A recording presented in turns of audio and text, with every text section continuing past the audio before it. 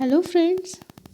Today we are here to read the third story from the book Folktales of Bengal, written by, or rather say, composed or edited by Reverend Lal Bihari Dey.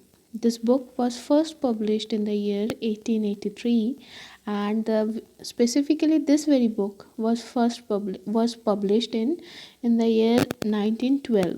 So let's start with the third story. The what is the title of the story? The third story is The Indigent Brahman.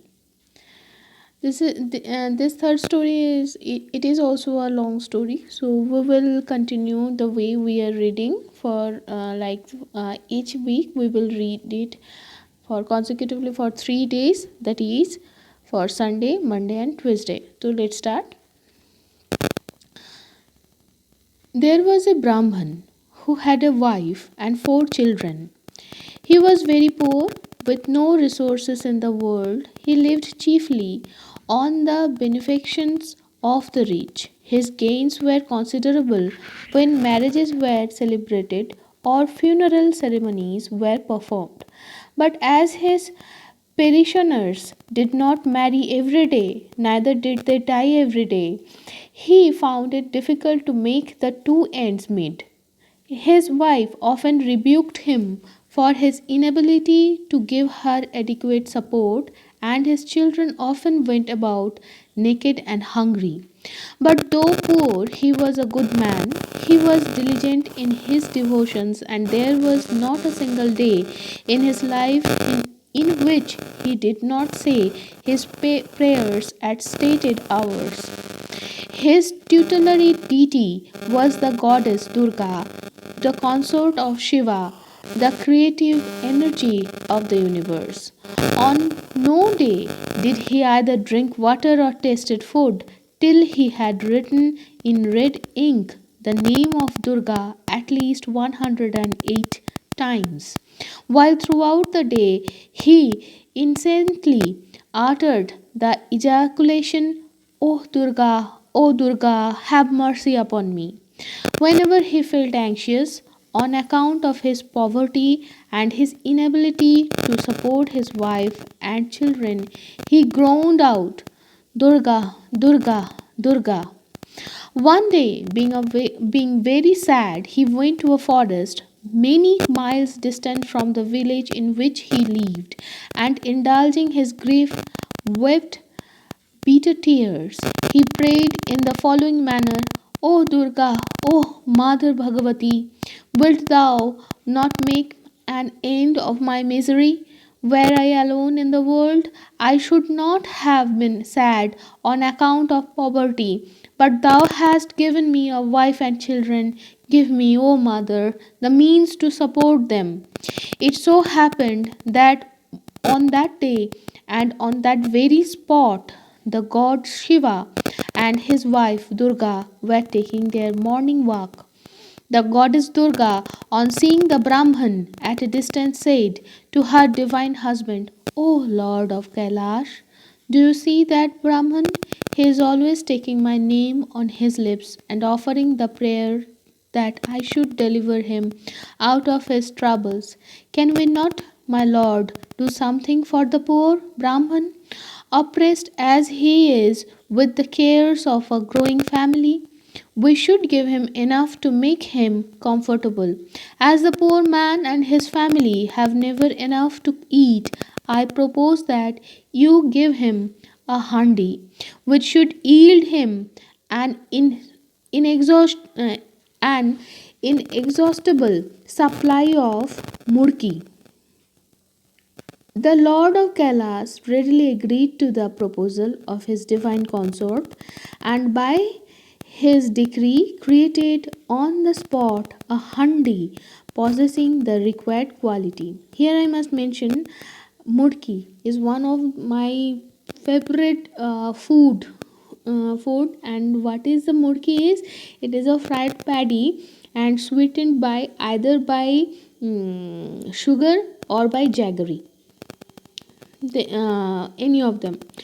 Now Durga, now coming back to the, and also yes, handi means earthen pot, generally used for cooking food, generally for boiling some food.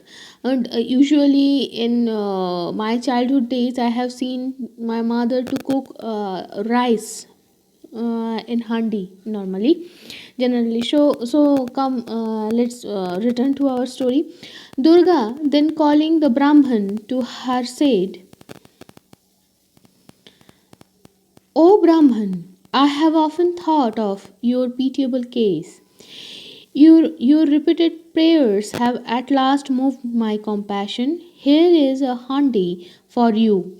When you turn it upside down and shake it, it will pour down a never ceasing shower of the finest murki, which will not end till you restore the handi to its proper position. Yourself, your wife, and your children can eat as much murki as you like." The Brahman, delighted beyond measure at obtaining so inestimable a treasure, made obeisance to the goddess, and taking the handi in his hand, proceeded towards his house as fast as his legs could carry him. But he had not gone many years when he thought of testing the efficacy of the wonderful vessel. Accordingly, he turned the handi upside down and shook it, and behold, when behold, a quantity of finest murki he had ever seen fell to the ground. He tied the sweetmeat in his sheet and walked on. It was now noon, and the Brahman was hungry, but he could not eat without his ablutions and his prayers. As he saw in the way an inn, and not far from it a tank, means water tank, he purposed to halt there, that he might bathe, say his prayers, and then eat the much desired murki. The Brahman sat at the innkeeper's shop, put the handi near him, smoked tobacco, besmeared his body with mustard oil, and before proceeding to bathe in the adjacent tank, gave the handi in charge to the innkeeper, begging him again and again to take special care of it. The normal traditional ritual to take bath in eastern part of India is to besmear our body with mustard oil, and then we very thoroughly we just bathe. In older days, usually in the pond, and now in the bathroom or under the shower head. But the besmearing with oil is normal gesture. Now coming to returning back to the story, uh, our Brahmin gave that handi to the innkeeper so that he can vigilate it very properly. Then what happened?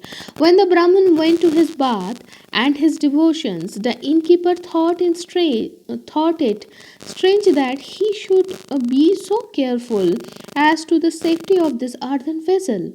There must be something valuable in the handi, he thought, otherwise, why should the Brahmin take so much thought about it?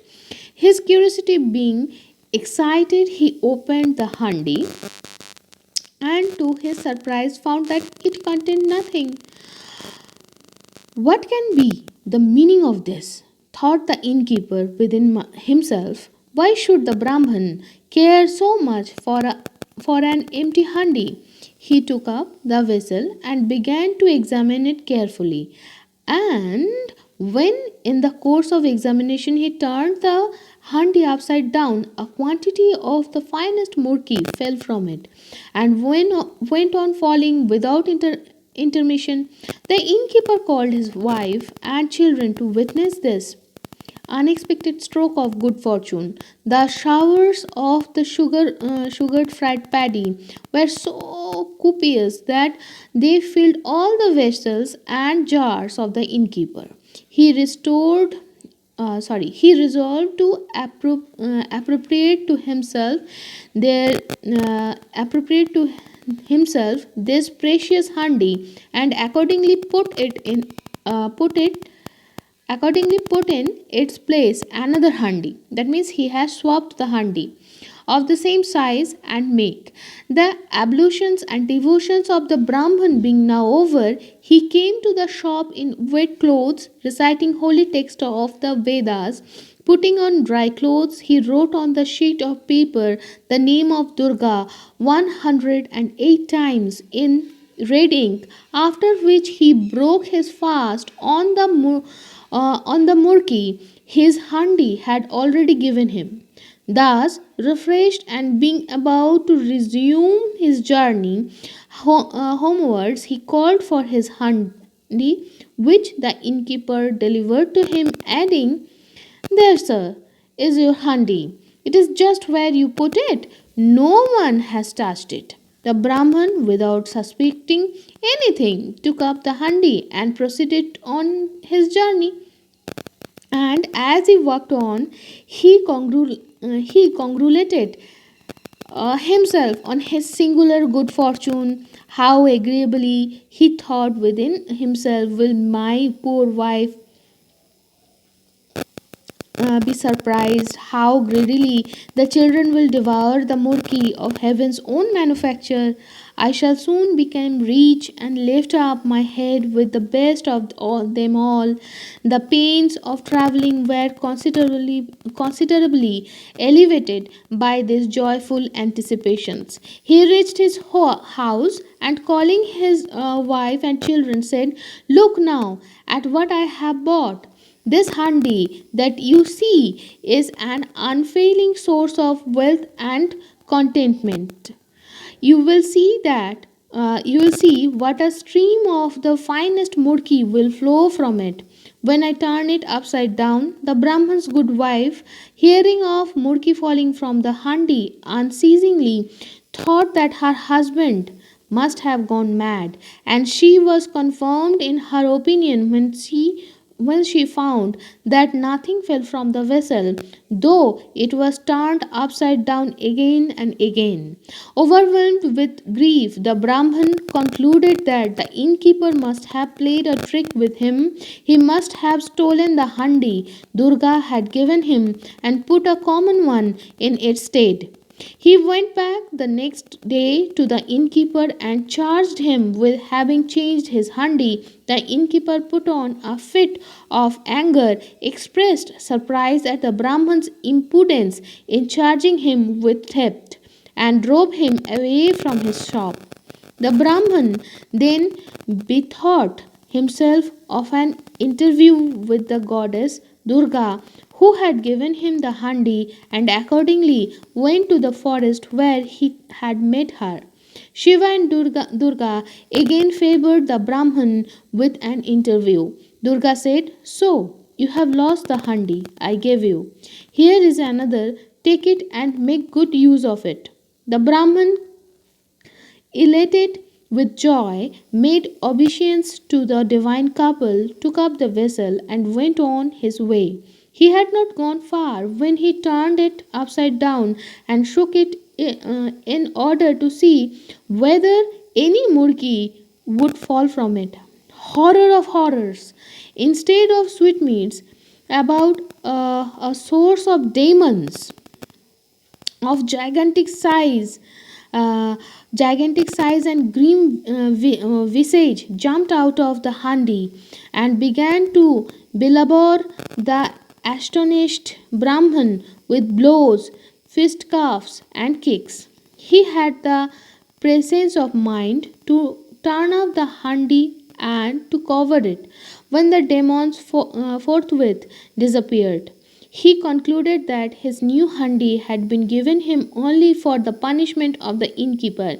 He accordingly went to the innkeeper, gave him the new handi in charge, begged of him carefully to keep it till he returned from his ablutions and prayers. The innkeeper, delighted this second godsend, with this second godsend, called his wife and children and said, "This is another handi bought here by the same Brahman who bought the handi of Murki. This time I hope it is not Murki but Shandesha." Sandesha is a milkmaid sweetmeat or a kind of sweet which has been evolved from the eastern part of our country, India.